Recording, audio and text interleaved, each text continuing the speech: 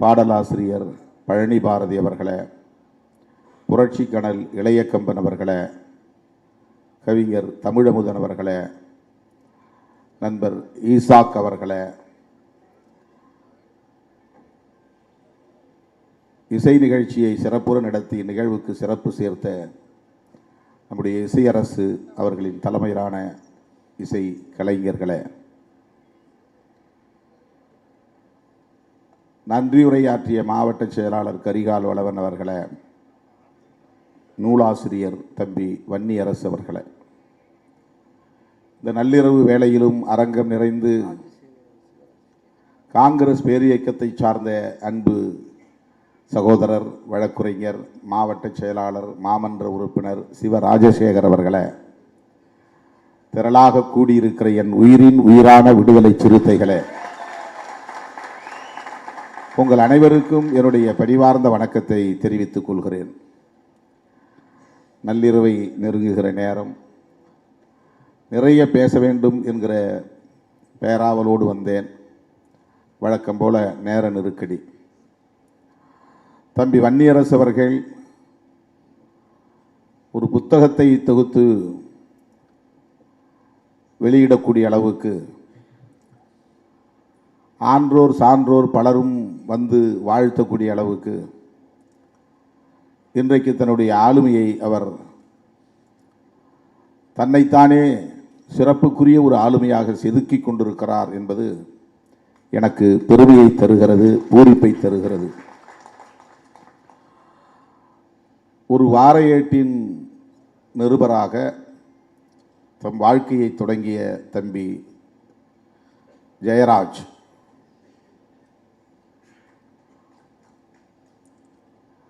இன்றைக்கு விடுதலை சிறுத்தைகள் கட்சியின் முன்னணி தலைவர்களுள் ஒருவராக வன்னி அரசாக தன்னை பரிணாமப்படுத்தி கொண்டிருக்கிறார் என்பது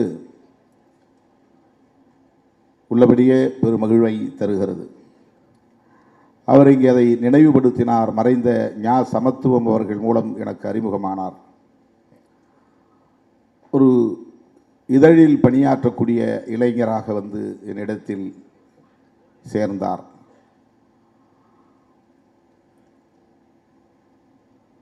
அதன் பிறகு அவர் என்னோடு நெருக்கமானார். இந்த இயக்கத்தோடு தன்னை இணைத்து கொண்டார், பிணைத்து கொண்டார். பிறகு அவரே இந்த இயக்கத்தை வழிநடத்தக்கூடிய அளவுக்கு அனைத்து வேலைகளையும் இழுத்து போட்டுக்கொண்டு செய்கிற முனைப்பு கொண்டவராக தன்னை உருவாக்கி கொண்டார். சொல்லப்போனால் அண்ணன் அறிவுமதி அவர்கள் இன்றைக்கு நம்முடைய அவையிலே வந்து அமர்ந்திருக்கிறார் என்றால் அதற்கு தம்பி வன்னியரசு தான் காரணம். பழனி பாரதி அவர்கள் நம்முடைய இயக்கத்திற்கு பாடல்கள் எழுதுகிறார் என்றால் அதற்கு தம்பி வன்னியரசு தான் காரணம். கபிலன், இளையக்கம்பன், தமிழமுதன், இசையரசு போன்ற ஆளுமைகள் எல்லாம் இந்த இயக்கத்திற்கு இன்றைக்கு தூண்களாக விளங்குகிறார்கள், ஊக்கம் தருகிற உந்து சக்திகளாக இருக்கிறார்கள் என்றால் இவர்களை எல்லாம் ஒருங்கிணைத்த பெருமை தம்பி வன்னியரசை சாரும் என்பதை நான் பெருமையோடு இங்கே பதிவு செய்ய விரும்புகிறேன். எல்லோரும் எனக்கு தெரியும். ஆனால் அவர்களை எல்லாம் ஒரு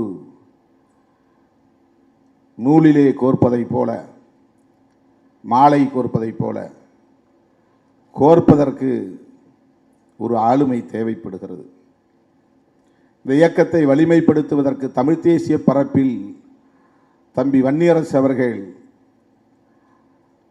வலிய வலிய உறவை தேடி தேடி சென்று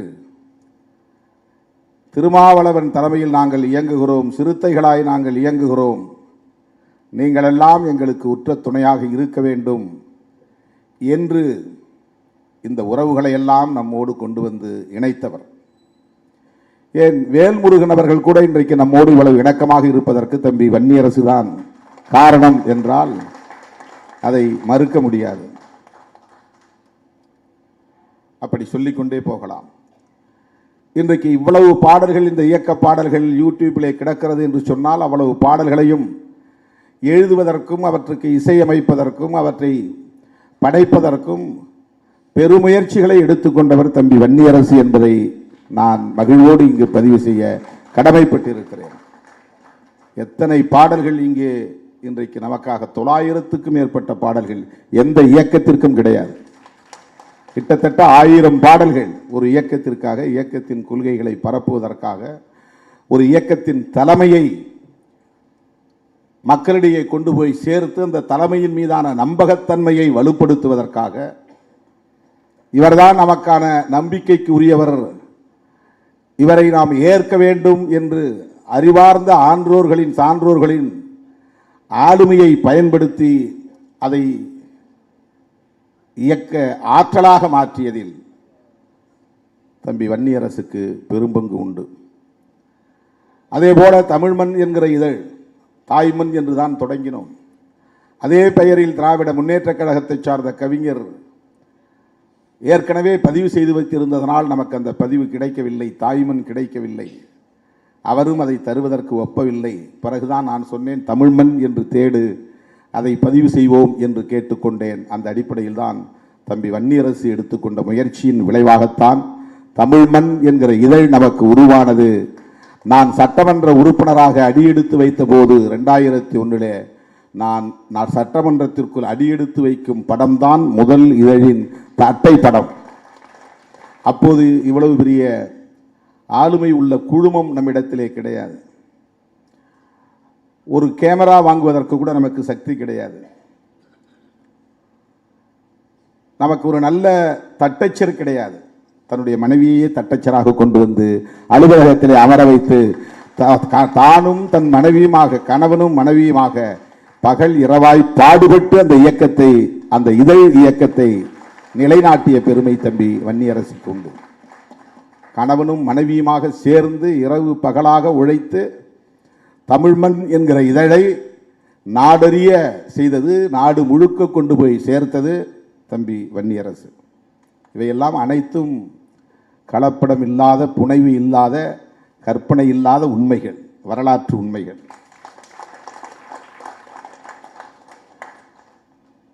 தன்னுடைய மனைவியை அழைத்து வருவதற்கு முன்பு ஒரு நல்ல ஆற்றல் உள்ள, தமிழ் ஞானமுள்ள ஒரு தட்டச்சர் தம்பி நீல புகழேந்தி, அவரை கொண்டு வந்து அந்த அவையிலே அமர வைத்தது தம்பி வன்னியரசு. இன்றைக்கும் நம்மோடு இருக்கிற கவினி வன்னியரசு கண்டுபிடித்த ஒரு ஆளுமை. இன்றைக்கும் நம்மோடு அவர் இருக்கிறார். அதே போல குறும்படங்கள் இயக்கத்திற்கு, அதே போல ஈழத்தமிழர்களுடன் இருக்கிற தொடர்புகள், புலம்பெயர்ந்த நாடுகளில் உள்ள ஆளுமைகளுடன் இருக்கிற தொடர்புகள், இன்றைக்கும் நான் கூட சலித்து போய் நாம் இங்குள்ள வேலைகளை கவனிப்போம் என்று என் கவனத்தை திசை திருப்பும் போதெல்லாம், இல்லை இல்லை, நாம் அந்த களத்தில் எப்போதும் போல் வீரியத்தோடு இருக்க வேண்டும் என்று உணர்த்தக்கூடிய ஒரு தம்பியாக, அதை இழுத்து பிடிக்கிற ஒரு தம்பியாக, புலம்பெயர்ந்த நாடுகளில் உள்ள தோழர்களோடு தொடர்ந்து நட்பு வைத்திருக்கிற, அந்த தொடர்பை தக்க வைத்துக் கொண்டிருக்கிற, தலைமையோடு அவற்றை பிணைத்து வைத்துக் கொண்டிருக்கிற ஒரு பொறுப்புள்ள தம்பிதான் வன்னியரசு. ராஜசேகர் சொன்னதைப் போல அவர் உணர்ச்சி வயப்பட்டு சில பதிவுகளை செய்வது உண்டு, மேடைகளில் பேசுவது உண்டு. தமிழ் மண்ணுக்கு தலைப்பிடுகிற போது கூட அவர் ராஜரிஷியில் பெற்ற பயிற்சியின் அடிப்படையில் சில நேரங்களில் தலைப்பு கரடுமுரடாக இருக்கும். நாம் ஒரு அரசியல் இயக்கம் நடத்துகிறோம், அப்படி தலைப்பு வைக்கக்கூடாது. வரிக்கு வரி நான் படித்து பார்ப்பேன், தலைப்புகளை மாற்றுவேன், வாக்கிய அமைப்புகளை மாற்றுவேன். நேரம் ஒதுக்க முடியாது, அதற்காக அவர் கிடப்பார். என்னிடத்திலே கட்டுரைகளை வாங்குவதற்கு அவர் இல்லாமற் போனால் அதனால் அமைப்பாய் திரள்வோம், மறுபடியும் வரவில்லை. அதுதான் உண்மை. 58 கட்டுரைகளையும் அவர் என்னிடம் போராடி போராடி வாங்கித்தான் பதிப்பித்தார். இடையிலே அவருக்கு வருத்தம் ஏற்பட்டு தமிழ்மண் பணிகளை அப்படியே போட்டுவிட்டு போய்விட்டார். மனைவியையும் கூட அழைத்து கொண்டு போய்விட்டார். ஆனால் கட்சியை விட்டு போகவில்லை. அந்த பணிகளை அப்படியே விட்டுவிட்டார். வருத்தம் அரசியலில் இருக்கத்தான் செய்யும். எல்லோரையும் என்னால் திருப்திப்படுத்த முடியாது. சொன்னால் கேட்டுக்கொள்வார் திரு வன்னியரசு என்ற நம்பிக்கையிலே நான் சில முடிவுகளை எடுத்தேன். தென் மாவட்டங்களை சார்ந்தவர்களுக்கே வட மாவட்டங்களில் சீட்டு கொடுக்க முடியாது. 1-2 பேர் என்ற கணக்கிலே நான் 2011 அவருக்கு போட்டியிடுகிற வாய்ப்பை என்னால் தர இயலவில்லை. ஒவ்வொரு நாடாளுமன்ற தேர்தலிலும் தனக்கு ஒரு வாய்ப்பு கிடைக்கும் என்கிற எதிர்பார்ப்பு அவருக்கு இருந்தது. ஏன் ஈழத்தில் யுத்தம் நடந்து கொண்டிருக்கிற போதே அரசியல் துறை பொறுப்பாளர் நடேசன் அவர்களின் இடத்திலே தொடர்பு கொண்டு பேசிய போது சத்தியமூர்த்தி என்கிற சேரலாதன் முதலிலே பேசிவிட்டு அவரிடத்திலே கொடுத்தார். இதெல்லாம் நடந்த உண்மை. நாங்கள் இட்டுக்கட்டி பேச தெரியாது. புலிகளோடு எங்களுக்கு இருந்த தொடர்பு வேறு எவருக்கும் இருந்திருக்க முடியாது. அது அண்ணன் பிரபாகரன் அவர்களுக்கும் திருமாவளவனுக்கும் தெரியும். அடுத்து வன்னியரசுக்கு தெரியும். வேறு யாருக்கும் தெரியாது. நாங்கள் என்ன செய்தோம் என்பது இன்றைக்கு புலம்பெயர்ந்த நாடுகளில் கூச்சல் போட்டுக் கொண்டிருக்கிற குஞ்சு குலவான்களுக்கு தெரியாது. அவர்களால் இப்போது பிறந்தவர்கள், வரலாறு தெரியாது. விடுதலை புலிகளுக்கும் விடுதலை சிறுத்தைகளுக்கும் இடையிலான உறவு, வன்னியரசு எந்த அளவுக்கு அதில் ஈடுபாடு கொண்டிருந்தார் என்பது எனக்கு மட்டும்தான் தெரியும்.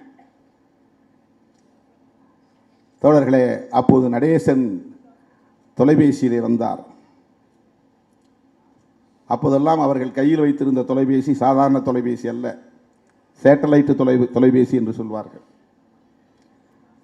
தம்பி வன்னியரசு தான் கொண்டு வந்து கொடுத்தார். அந்த யுத்தம் நடந்து கொண்டிருக்கிறது, எந்த நேரத்திலும் நாங்கள் சாம்பலாகி விடுவோம் என்றுதான் பேச்சை தொடங்கினார் சேரலாதன். இங்கு இருக்கிற இயக்கங்களை எல்லாம் கடுமையாக திட்டி பேசினார். தலைவர்களின் பெயர்களை சொல்லி ஒருமையில் பேசினார். நாங்கள் சொன்னோமா அங்கே இந்திய அரசுக்கு எதிராக போராட சொல்லி, காங்கிரசுக்கு எதிராக போராட சொல்லி, ஏன் இப்படி இவர்களெல்லாம் நடந்து கொள்கிறார்கள் என்று ஒரு 5-6 தலைவர்களின் பெயரை சொல்லி கடுமையாக வசை சொற்களால் பேசினார். பேசிவிட்டு அண்ணன் பேச விரும்புகிறார், பிடியுங்கள் என்று நடேசனிடத்திலே கொடுத்தார். நடேசன் என்னிடத்திலே பேசி கொண்டிருந்தவர், நான் தலைவரின் அனுமதியோடு உங்களிடத்தில் பேசுகிறேன், நாங்கள் எந்த நேரத்திலும் இல்லாமல் போகலாம், உங்களுக்கு சத்தம் கேட்பது கேட்கும் என்று நான் நம்புகிறேன். அதாவது யுத்தத்தில் அங்கு குண்டு வீசுகிறாங்க, அந்த குண்டு வீச்சு, அந்த யுத்தத்தில் எழுகிற இறைச்சல், அந்த சத்தம் உங்களுக்கு கேட்கும் என்று கருதுகிறேன் என்று சொல்லிவிட்டவர் சொன்னார், நீங்கள் எடுத்திருக்கிற முடிவு சரி, நீங்கள் திமுக அணியிலேயே நீடிக்க வேண்டும், 2 தொகுதிகளிலும் வெற்றி பெற வேண்டும், அந்த 2 பேரும் ஈழ உணர்வுள்ள வேட்பாளர்களாக இருக்க வேண்டும் என்று விரும்புகிறோம். ஒரு தொகுதியில் நீங்கள் போட்டியிட்டால் இன்னொரு தொகுதியில் வன்னியரசை நிப்பாட்டுங்கள் என்று சொன்னார். இது உண்மை. அது அவருக்கு தெரியாது, எனக்கு தெரியும். என்னிடத்தில் தான் பேசினார்கள். ஆனால் நான் கட்சியில் சில புரோட்டோகால், எவ்வளவு நம்பிக்கையோடு தம்பி வன்னியரசு இருந்தாலும் கூட பைபாஸ் பண்ணி கட்சியிலே இருக்கிற மூத்த பொறுப்பாளர்களை தாண்டி வன்னியரசை விடவும் இன்னும் வலுவாக அந்த களத்திலே பணியாற்றக்கூடிய தகுதியுள்ளவர்கள் தேவை என்ற நிலையில்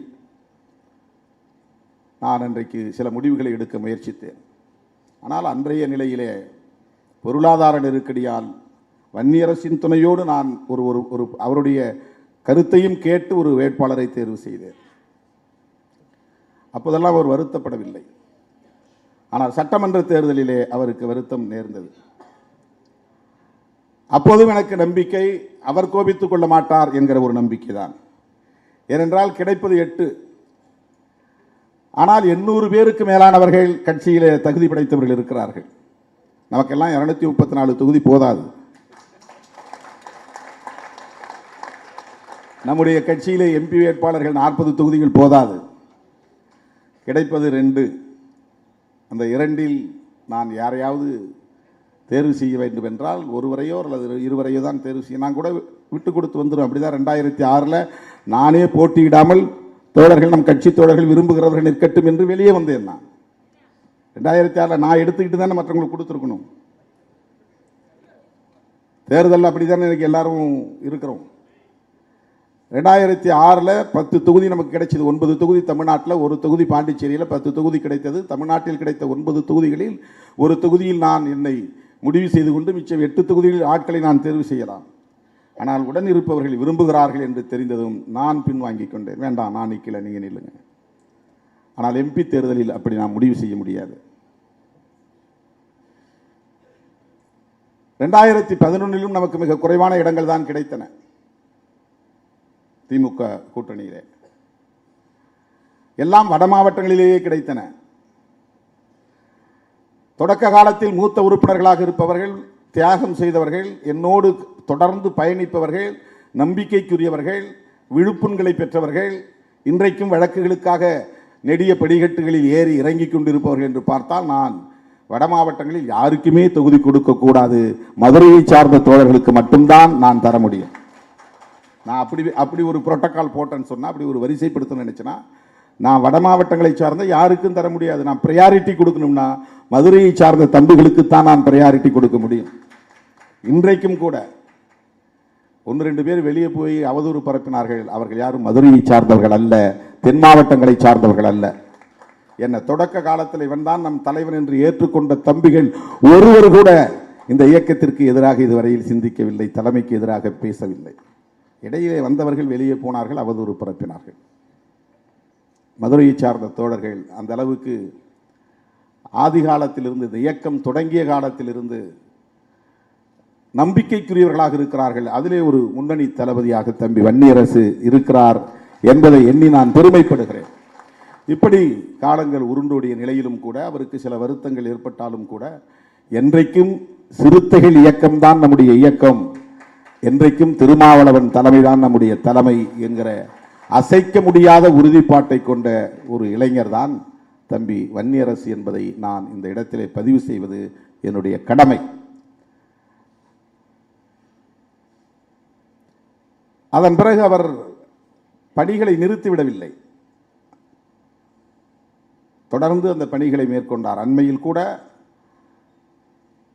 பிறந்த நாள் விழா, மணி விழா கொண்டாட வேண்டும், அதை எப்படி கொண்டாட வேண்டும், அதற்கு என்ன கமிட்டியை அமைக்க வேண்டும், யாரை அமைக்க வேண்டும், இதை தொடங்கி வைத்தவர், அதற்கான உந்துதலை தந்தவர் வன்னியரசு. மணிவிழா தொடக்கத்தை வெற்றிகரமாக நடத்துவதற்கும் மணிவிழா நிறைவை நடத்துவதற்கும் கூட, மணிவிழா நிறைவை நடத்துவதற்கு இயலாமற் போனது, காலம் தள்ளி போய்விட்டது, நடத்தியே தீர வேண்டும். நான் அறிஞர் பெருமக்களிடமும் உங்களை பற்றிய கட்டுரைகளை எல்லாம் தொகுக்கப் போகிறேன் என்று என்னிடத்திலே ஒப்புதல் பெற்று மிகப்பெரிய பணி, அது மிகப்பெரிய பணி. இன்றைக்கு இருக்கிற கட்சியினுடைய வெள்ளி விழா மலராக இருந்தாலும், பொன் விழா மலராக இருந்தாலும், இன்றைக்கு மணி விழா மலராக இருந்தாலும், இதற்கு 100 விழுக்காடு தம்பி வன்னியரசு தான் முழு பொறுப்பெடுத்துக் கொண்டு செய்தார். திருமாமணி என்கிற பெயரில் மணிவிழா மலரை இன்றைக்கு நாம் கொண்டிருக்கிறோமே, அந்த மணிவிழா மலரில் 60க்கும் மேற்பட்ட அறிஞர் பெருமக்கள் கட்டுரைகள் எழுதியிருக்கிறார்கள். அது வெறும் திருமாவளவன் துதி அல்ல, விடுதலை சிறுத்தைகளின் அரசியல் கோட்பாடு குறித்த கட்டுரைகள், நாம் எந்த களத்தில் நிற்கிறோம் என்பது குறித்த கருத்துக்கள். நான் தேடி போய் அண்ணா அறிவுமதி அவர்கிட்ட பேசுறது நேரம் கிடையாது. எனக்கு பழனி பாரதி அறிமுகமே கிடையாது. இன்னைக்கு அவரை வைத்து மணிவிழாவுக்காக இந்த சனாதன எதிர்ப்பு வெல்லும் ஜனநாயக மாநாட்டுக்கு ஒரு பாடலை எழுதி, அந்த பாடலை தமிழ், தெலுங்கு, மலையாளம், கன்னடம், இந்தி என்று 5 மொழிகளில் பாடகர்களை வைத்து பாட வைத்து அதையும் அவர் வெளியிடுவதற்கு தயாராகிவிட்டார். அன்றைக்கு மேடையிலே வெளியிட முடியவில்லை. ஒரு குறும்படம் தயாரித்தார், வெளியிட முடியவில்லை.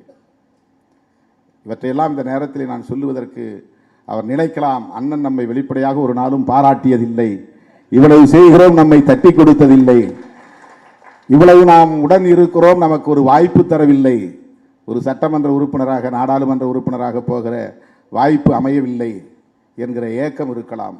ஆனாலும் கூட அதையெல்லாம் கடந்து கட்சி பணி ஆற்றுவதில், தலைமைக்கு நம்பிக்கையோடு இருப்பதில், தலைமையை மேலும் வலுப்படுத்துவதற்கு உற்றார் யார் யாரோ, தமிழ் தேசிய உற்றார், சாதி ஒழிப்பு உற்றார், பெரியாரிய கருத்தாளர்களாக இருக்கிற உற்றார் என்று அந்த உற்றாரை எல்லாம் ஒருங்கிணைத்து எல்லா தளங்களிலும் இன்றைக்கு கட்சிக்கு ஒரு பெரிய இணைப்பு பாலமாக தம்பி வன்னியரசு இருக்கிறார் என்பதை நான் பெருமகிழ்வோடு இந்த நிகழ்விலே பதிவு செய்து அவரை பாராட்டி, அவர் ஊடகங்களில் சில நேரங்களில் தவறாக பேசினாலும் சரி, சமூக ஊடகங்களில் தவறாக பதிவு செய்தாலும் சரி, மிக கடுமையாக நான் பேசுவேன். மதுரை தம்பி எல்லாரையும் நான் யாரையும் உரிமையில் பேச மாட்டேன், அவங்கள மட்டும் உரிமையில் பேசுவேன். அவன் இவன் தம்பின்னு வேறு யாரையும் நான் உரிமையில் பேச மாட்டேன், வாங்க போங்கன்னு தான் பேசுவேன். அவங்களோட அப்படி நான் பழகிட்டேன்.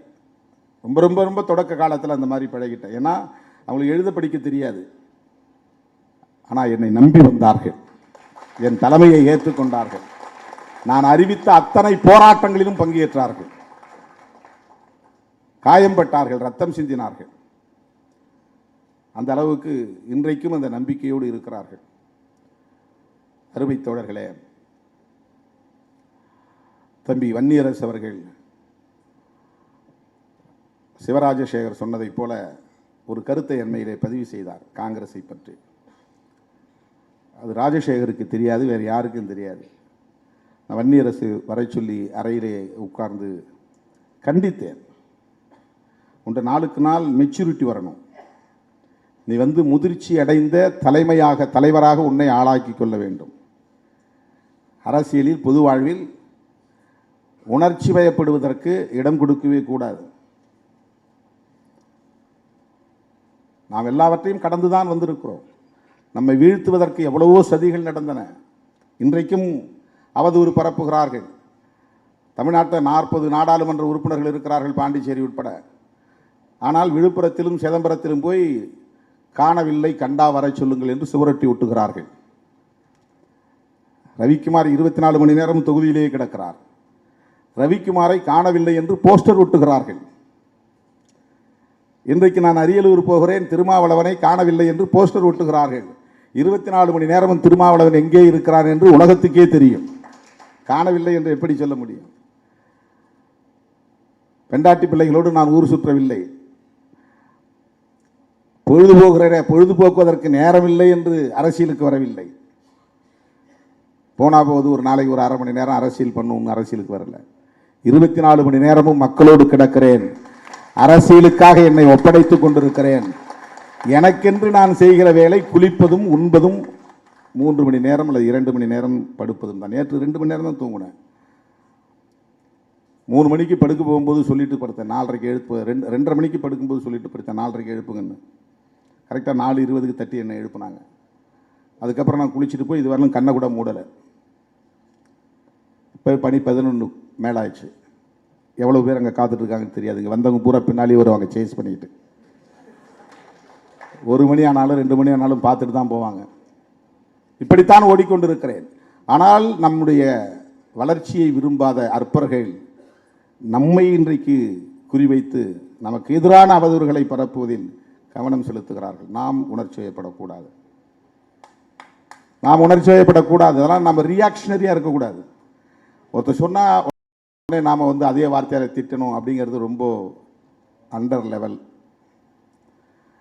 அவன் என்னை வாடான்னு சொன்னால் நான் அவனையும் போடான்னு சொல்லுவேன் அப்படிங்கிறது ரொம்ப ரொம்ப முதிர்ச்சியே இல்லாத நிலை அது. அரசியலில் பொது வாழ்வில் இன்னும் எவ்வளவோ சதிகளை நாம் சந்திக்க வேண்டியிருக்கும், எவ்வளவோ சூழ்ச்சிகளை நாம் எதிர்கொள்ள வேண்டியிருக்கும், எவ்வளவோ அவதூறுகளை நாம் சந்திக்க வேண்டியிருக்கும், மிக கடுமையான சவால்களை நாம் எதிர்கொள்ள வேண்டியிருக்கும். ஒவ்வொரு முறையும் மருத்துவர் ராமதாஸ் அவர்களை பற்றி ஏதாவது எழுதுவார், கூட்டு சத்தம் போடுவேன். கருத்தியெல்லாம் விமர்சனம் பண்ணு, தனிநபராக அவருக்கு எந்த பட்ட பேரும் கொடுக்காது. எதுக்கு அப்படி நீ கொடுக்குற? சாதாரண மக்கள் பேசுகிறாங்க, நாம் பேசக்கூடாது. நீ ஒரு கட்சியில் முக்கியமான பொறுப்பாளர், உங்களுடைய எழுத்தில் அது வரக்கூடாது. கண்டிச்சிருக்கிற. இப்போ அது மாதிரி அவர் எழுதுறதில்லை. எந்த தனிநபரையும் எந்த காரணத்தை முன்னிட்டும் எவனாவது பேசின அப்புறம் அவன் லெவல் அவ்வளவுதான், அது அவனே தன்னை அடையாளப்படுத்திக்கிறான். என்னை பற்றி ஒருத்தன் தர குறைவாக பேசுகிறான்னா அது என்ன அவன் தர குறைத்து மதிப்பிடுவதில்லை. அவன் எந்த லெவலில் இருக்கிறாங்கிறத அவன் எக்ஸ்போஸ் பண்ணிக்கிறான், அம்பலப்படுத்திக்கிறான். அவங்ககிட்ட இருக்கிற சரக்கு அவ்வளவுதான், அவனுடைய தரம் அவ்வளவுதான், அவனுடைய தகுதி அவ்வளவுதாங்கிறத அவனே வெளிச்சம் போட்டு காட்டிக்கொள்கிறான், அவ்வளவுதான். இதை நாம் கடந்து போக வேண்டும். நமக்கு மிகப்பெரிய லட்சியம் இருக்கிறது. நாம் சந்திக்க வேண்டிய சவால்கள் ஏராளம், நாம் தொட வேண்டிய இலக்கு வெகு தூரம். இந்த 35 ஆண்டுகளாக இந்த களத்திலே நாம் இருக்கிறோம். 25 ஆண்டுகளாக தேர்தல் அரசியலில் இருக்கிறோம். இந்த தேர்தல் அரசியலில் எவ்வளவு ஹியூமிலியேஷன்ஸ், அவமானங்கள், மன உளைச்சல்கள், அதெல்லாம் வெளியில் சொல்ல, அதெல்லாம் எழுதினா வால்யூமாக எழுத முடியும். நம்ம போகிற போக்கில் சொல்லிட்டு போகிறான், நீ ஏன் தனியாக நிற்கல, நீ ஏன் அந்த கூட்டணியில் இருக்கிற, நீ ஏன் இந்த கூட்டணியில் இருக்கிற அப்படின்னு ப்ராக்டிக்கல் நாலேஜே இல்லாமல், ஒரு சாத்தியக்கூறு பற்றிய எந்த சிந்தனையும் இல்லாமல் ஒரு காழ்ப்புணர்ச்சி அடிப்படையில் நம்முடைய மேலே விமர்சனங்களை வைத்து விட்டு போவார்கள். அதெல்லாம் நம்ம பொருட்படுத்தவே கூடாது. நாம் எல்லோரோடும் இணக்கமாக இருக்க வேண்டும். காங்கிரஸோடு நமக்கு கடுமையான முரண் உண்டு. நான் 2009 உண்ணாநிலை அறப்போராட்டத்தில் அமர்ந்த போது ஈழத்திற்காக உயிரை கொடுத்து போராடுவதற்கும் தயார் என்று உறுதி எடுத்து கொண்டு போய் நான் அமர்ந்தேன். யார்கிட்டையும் சஜஷன் கேட்கல, கேட்டால் வேணான்னு சொல்லிடுவாங்கன்னு, ஆலோசனை கேட்கல. கட்சியில் முன்னணி பொறுப்பாளர்கள் யாரோடும் நான் கலந்து பேசலை. வன்னியரசுக்கு மட்டும்தான் அது தெரியும். ஏன்னா அவன் எப்போதுமே என்னை வந்து டச் பண்ணிகிட்டே இருப்பான். இந்த கட்சியில் எப்போதும் என்னை தொடர்பு கொண்டுகிட்டே இருக்கிற ஒரு பொறுப்பாளர், எந்த நேரமும் வந்து நடப்பை பற்றி பேசிக்கொண்டே இருக்கிற ஒரு முனைப்பு அவரிடத்துல உண்டு. என்ன பண்ணிட்டு இருக்கிறீங்க, எங்கே இருக்கிறீங்க, இதை பற்றி என்ன கருத்து, அவங்க வருத்த மனசுக்குள்ள 1000 இருக்கும். ஆனால் நம்ம என்ன செய்யலாம், ஏன் இப்படி இங்கே அமைதியாக இருக்குது, இதை ஏதாவது பண்ணணும், இதை ஏதாவது தள்ளணும், இதுக்கு எதாவது நம்ம வந்து ரியாக்ட் பண்ணணும், இதுக்கு எதுக்காக நம்ம வந்து ஒரு கருத்து சொல்லணும், ஸ்டேட்மெண்ட் சொல்லணும். அப்போ நான் வந்து ஈழத்தமிழர்களுடைய பிரச்சனை ரொம்ப முத்தி போய் ஜனவரி மாதம் 4ஆம் தேதி வன்னியை சூழ்ந்து விட்டார்கள் என்று மார்க்சிய பெரியாரிய பொது உடைமை கட்சி தலைவர் ஆணைமுத்து அவர்கள் நடத்திய திருச்சி மாநாட்டிலே பங்கேற்கிற போது நான் உரத்து பேசிவிட்டு வந்து பொங்கு தமிழ் அலுவலகத்துக்கு போய் மருத்துவர் ராமதாஸ் அவர்களை பார்த்து பேசினேன், நாம் ஏதாவது பண்ணணும் அப்படின்னு. அப்போ அவர் சொன்ன ஆலோசனை அடிப்படையில் பெரியார் திடலுக்கு போனோம். ஆசிரியர் வீரமணி அவர்களோடு சேர்ந்து பேசணும். அது ஒரு நீண்ட நெடிய வரலாறு, நான் மீண்டும் அதை பேச விரும்பவில்லை. ஆனால் கடைசியாக யாரும் ஒத்துவரவில்லை. ஈழம் தொடர்பாக எல்லோரும் இப்படி மந்தமாக இருக்கிறார்களே என்ற வலியோடு நான் மட்டும் சாகும் வரை உண்ணாவிரதம் இருக்க போகிறேன்.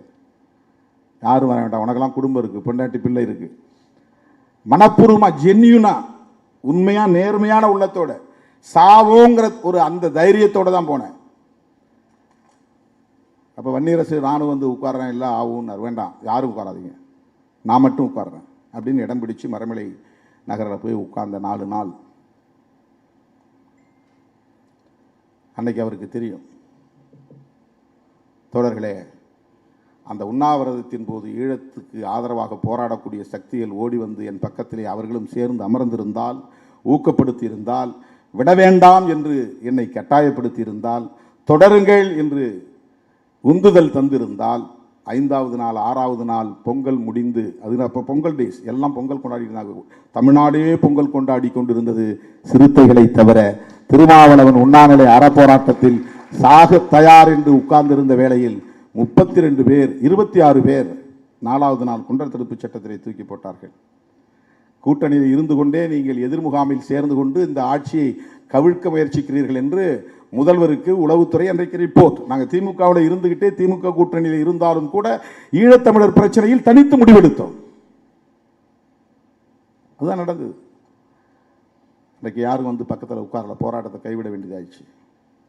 மருத்துவர் ராமதாஸ் தான் வந்து என்னை கட்டாயப்படுத்தி நிறுத்தவும் சொன்னார், நாம் 2 பேரும் சேர்ந்து பண்ணுவோன்னு. ஆனால் அவரை யாரும் விமர்சிக்கலை. திருமா இது தகுமா என்று என்னை தான் விமர்சித்தார்கள். நான் ஏதோ சமரசமாயிட்டேன், இந்த போராட்டத்தை கைவிட்டுட்டேன், பயந்து பின்வாங்கிட்டேன்னு. என்னுடைய நேர்மை திறம் எனக்கு தெரியும். எந்த அளவுக்கு உள தூய்மையோடு அந்த களத்திலே நான் இறங்கினேன் என்பது எனக்கு தெரியும். ஆனால் அந்த தூய்மை பலரிடத்தில் இல்லை என்பதை நான் அந்த களத்தில் தான் புரிந்து கொண்டேன். இன்றைக்கு புலம்பெயர்ந்த தமிழர்கள் என்னென்னவோ இளம் தலைமுறையினர் பேசுகிறார்கள். காங்கிரஸோடு எங்களுக்கு முரண்பாடு. அந்த கூட்டத்தில் காங்கிரஸை பற்றி நான் பேசினேன், கடுமையாக விமர்சனம் செய்தேன். ஆனால் இன்றைக்கு நான் காங்கிரஸ் கூட்டணியில் இருக்கிறேன். சமரசம் செய்து கொண்டு அல்ல, பதவி என்கிற அடிப்படையில் அல்ல. இந்திய அரசியல் சூழலில் காங்கிரஸோடும் இணைந்தால்தான் சனாதன பாசிச பயங்கரவாதிகளை வீழ்த்த முடியும். அந்த பொட்டன்ஷியல் பவர் காங்கிரஸுக்கு இருக்கு. அது ஆட்சிக்கு வராமல் இருக்கலாம், எண்ணிக்கை குறைவாக இருக்கலாம். நேஷனல் பார்ட்டி, தேசிய கட்சி என்று வருகிற போது பிஜேபிக்கு எதிராக இன்றைக்கு ஒரு கட்சி தேசிய அளவில் இருக்கிறது என்றால் அது காங்கிரஸ் கட்சி தான். இப்போ காங்கிரசும் இடதுசாரிகளும் சேர வேண்டும் என்பதை 10 ஆண்டுகளாக பேசுகிறோம். முதலாக மோடியை வேட்பாளர், பிரதமர் வேட்பாளர் என்று அறிவித்த போது கடுமையாக கண்டனம் தெரிவித்து ஆபத்தை உணர்த்தி பேசிய இயக்கம். அதை இன்றைக்கு எஸ்விஆர் அவர்கள் தன்னுடைய அணிந்துரையிலே பதிவு செய்திருக்கிறார். பாசிசம் வாசல் படியில் என்று ஒரு ஆய்வுக் கட்டுரை நான் எழுதினேன். இங்கே உள்ள இடதுசாரி சிந்தனையாளர்கள் கூட அந்த ஆபத்தை அன்றைக்கு உணராமல் இருந்தார்கள். ஆனால் அந்த ஆபத்தை உணர்ந்த முதல் கட்சி விடுதலை சிறுத்தைகள் கட்சி தான் என்று பதிவு செய்திருக்கிறார். அப்போதே நான் சொன்னேன், பதறினேன். அந்த நாளிலிருந்து இந்த நாள் வரையில் பதறிக்கொண்டிருக்கிறோம். ஏன்னா ஐடியாலஜி தான். தனிப்பட்ட முறையில் நமக்கு மோடி அவர்களை பற்றி எதுவும் தெரியாது, காழ்ப்புணர்ச்சி கிடையாது. பிஜேபி பற்றி தனிப்பட்ட முறையில் நமக்கு எந்த முரண்பாடும் கிடையாது. இந்த நாட்டை பாதுகாக்க வேண்டுமானால் அவர்களின் கோட்பாடு சனாதனம் என்கிற பாசிசம் வலுப்பெற்று விடக்கூடாது. அதனால தான் இப்போ கூட நாம் தென்னிந்தியாவிலேயே இவிஎம்ஐ எதிர்த்து 2 கட்ட போராட்டத்தை நடத்திய இயக்கம் விடுதலை சிறுத்தைகள் கட்சி தான். 2 கட்டம் போராட்டம் நடத்தியிருக்கிறோம். 2வது பேசும்போது நான் சொன்னேன், தேர்தலில் நாங்கள் போட்டியிடாமல் புறக்கணிக்கவும் தயாராக இருக்கிறோம், நாட்டை காப்பாற்றுவதற்கு, இவிஎம்ஐ தடுப்பதற்கு என்று. இதெல்லாம் நான் வெறும் பேச்சா பேசல, ஆழ் மனதிலிருந்து சொல்றேன். அந்த அளவுக்கு ஆபத்து இருக்கு என்கிற காரணத்தினால் சொல்லுகிறேன். சும்மா நாங்கள் 2 பேரும் ஜெயிச்சு போறதுனால ஒன்றும் பெரிய மாற்றம் நிகழ்ந்துட போறதில்லை. ஆனால் இவிஎம்முக்கு எதிராக போராட வேண்டிய தேவை இருக்கிறது. அந்த உணர்வை மக்களிடத்திலே வளர்க்க வேண்டிய தேவை இருக்கிறது. அதை நான் ஆழமாக உணர்ந்த நிலையில் தேர்தலை புறக்கணிக்கவும் தயார் என்று நான் சொன்னேன். தோழர்களே, தேர்தல் நெருங்கி கொண்டிருக்கிறது. தமிழ்நாட்டில் அவர்கள் என்னதான் தலைகீழாக நின்றாலும் அவர்களால் இங்கே வேரூன்ற முடியாது, காலூன்ற முடியாது என்கிற நம்பிக்கை நமக்கு உள்ளது. அதிமுகவின் வாக்கு வங்கியை தம் பக்கம் ஈர்க்க வேண்டும் என்பதற்காக மோடி இன்றைக்கு பல்லடத்திலே பேசுகிற போது எம்ஜிஆர் அவர்களையும் ஜெயலலிதா அவர்களையும் வானளாவ புகழ்ந்து பேசியிருக்கிறார். ஜெயலலிதா அம்மையார் உயிரோடு இருந்தபோது மோடியா லேடியா என்று சவால் விட்டவர். கருத்தியலாக அவர்களுக்கு பெரிய முரண் கிடையாது, அமைப்பு ரீதியாக அவர்களுக்கு முரண். மோடி கிரேஸ் என்பது, மோடி சம்பந்தப்பட்ட ஒரு ஈர்ப்பு என்பது அதிமுக தொண்டர்களையும் ஈர்த்து விடக்கூடியதாக இருந்துவிடக்கூடாது. அதை தடுக்க வேண்டுமானால் மோடியை எதிர்க்க வேண்டும் என்கிற உத்தியை அன்றைக்கு ஜெயலலிதா எடுத்துக்கொண்டார். அவருக்கு சனாதனத்தில் முரண்பாடோ அல்லது அயோத்தியா பிரச்சனையில் முரண்பாடோ ராமர் கோவில் கட்ட வேண்டும் என்பதிலே முரண்பாடோ எதுவும் கிடையாது. பிஜேபிக்கு என்ன ஸ்டாண்டோ அதுதான் ஜெயலலிதாவுடைய நிலைப்பாடும். ஈழத்தமிழர் பிரச்சனையிலும் அப்படித்தான். அருமை தோழர்களே, மோடி இன்றைக்கு தமிழ்நாட்டை குறிவைத்து காய்களை நகர்த்தி கொண்டிருக்கிறார். திராவிட இயக்க அரசியலை நீர்த்து போகச் செய்ய வேண்டும் என்பது அவர்களின் முக்கியமான குறிக்கோளாக இருக்கிறது. திராவிட அரசியலை நீர்த்து போகச் செய்வதன் மூலம் அவர்கள் சனாதன அரசியலை நிலைநிறுத்த முடியும். அதுதான் முக்கியம். அவங்க முதல்ல திமுக இன்றைக்கு ஆளுங்கட்சியாக இருப்பதனால் பெரிதாக அவர்களை ஒன்றும் செய்ய முடியாது. பலவீனமாக இருப்பது இன்றைக்கு அதிமுக. அதிமுகவை சிதறடித்து விட முடியும் என்று கணக்கு போட்டு வேலை செய்கிறார்கள். அதிமுகவை சார்ந்த தொண்டர்களே, தலைவர்களே, எச்சரிக்கையாக இருங்கள். இது என்னுடைய தோழமையான வேண்டுகோள். உங்கள் கட்சி அழிய வேண்டும், உங்கள் கட்சி சிதைய வேண்டும் என்று சராசரி அரசியல்வாதியாக நான் ஒருபோதும் கருத மாட்டேன். நீங்களும் திமுகவும் இங்கே எதிரும் புதிருமாக 50 ஆண்டுகளுக்கு மேலாக இருந்ததனால்தான் இங்கே சனாதன சக்திகளால் காலூன்ற முடியவில்லை. உங்களோடு நமக்கு முரண்பாடுகள் இருக்கலாம், எங்களோடு உங்களுக்கு முரண்பாடுகள் இருக்கலாம், உங்களுக்கு இடையிலே முரண்பாடுகள் இருக்கலாம். ஆனால் நீங்கள் இருவரும் இங்கே வலிமையான சக்தியாக இருந்ததால் தான் பிஜேபியாலும் இங்கு ஒன்றும் செய்ய முடியவில்லை. சொல்லப்போனால் காங்கிரசும் மீண்டு எழ முடியவில்லை. எம்ஜிஆர் என்ற ஒரு ஆளுமை இல்லாமல் இருந்திருந்தால், திமுக காங்கிரஸ் என்கிற போட்டியே தொடர்ந்து இருந்தால், அடுத்து திமுகவுக்கு எதிராக காங்கிரஸ் ஆட்சிக்கு வந்திருக்கும். காங்கிரஸ் வர முடியாமலே போனதற்கு எம்ஜிஆர் ஒரு காரணம். காங்கிரஸ் தமிழ்நாட்டில் மீண்டெழ முடியாமல் போனதற்கு அதிமுக ஒரு காரணம். ஆகவே அதிமுக திமுக என்கிற 2 வலிமையுள்ள சக்திகள் இங்கே தொடர்ந்து இருதுருவமாக போட்டியிட்டுக் கொண்டிருந்த நிலையிலே, போராடி கொண்டிருந்த நிலையிலே சனாதன சக்திகளால் இங்கே காலூன்ற முடியாமல் தடுக்கப்பட்டது என்கிற வரலாற்று உண்மையையும் நாம் மறந்துவிட முடியாது, மறைத்து விட முடியாது, மறுத்து விட முடியாது. சில பேர் என்ன சொல்கிறான், இவர் இங்கே சீட்டு போடுறதுக்காக பேசுகிறாருங்கிறான். அது அவன் புத்தி, எனக்கு இல்லை. எடப்பாடியை பாராட்டி ட்வீட் போட்டால் அங்கேயும் சீட்டு போட்டு வைக்கிறார் திருமாவளவன் 2 சீட்டுக்குன்னு. கிடையாது, அந்த மாதிரி சராசரி அல்ல திருமாவளவன்.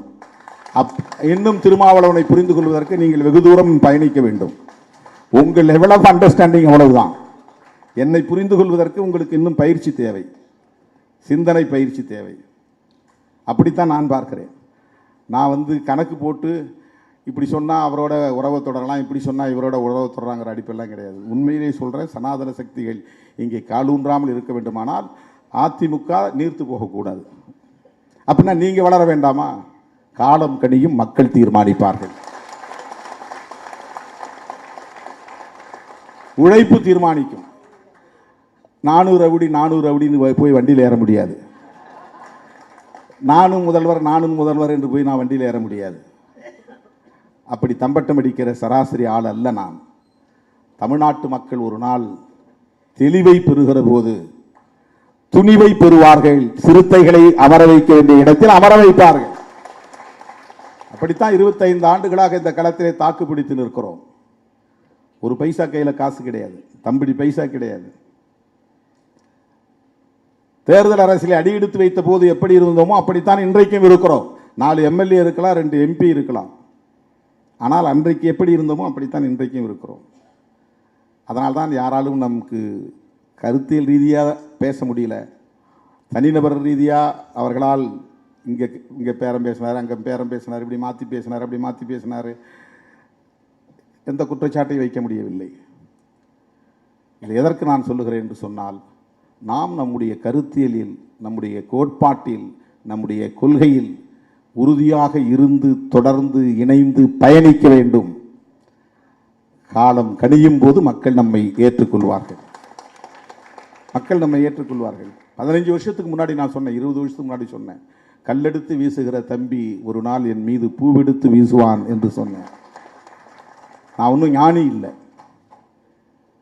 பூவெடுத்து வீசுகிறார்கள் இன்றைக்கு. அருமை தோழர்களே, இந்த களத்தில் இப்படிப்பட்ட இந்த பயணத்தில் எனக்கு பல வகையிலும் உற்ற துணையாக இருக்கிற தம்பி இன்றைக்கு ஒரு நூலின் படைப்பாசிரியராக, எழுத்தாளராக பரிணமித்திருக்கிறார் என்பதை எண்ணி நான் பெருமைப்படுகிறேன், வாழ்த்துகிறேன், பாராட்டுகிறேன். அனைவருக்கும் என்னுடைய நெஞ்சார்ந்த நன்றி, வணக்கம்.